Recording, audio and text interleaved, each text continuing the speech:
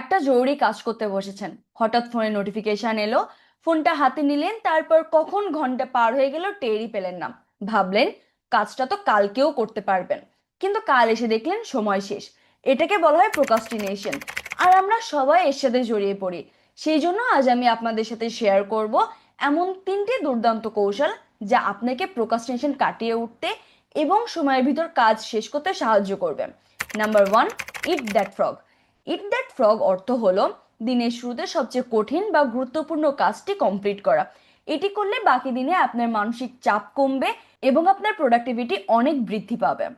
Number two, distraction দূর করা। আমাদের চারপাশে ডিস্ট্রাকশনের অভাব নেই। YouTube, Instagram, notification. কি করতে পারেন? নোটিফিকেশন বন্ধ করে ফোনটিকে অন্য রুমে লক করে রাখুন।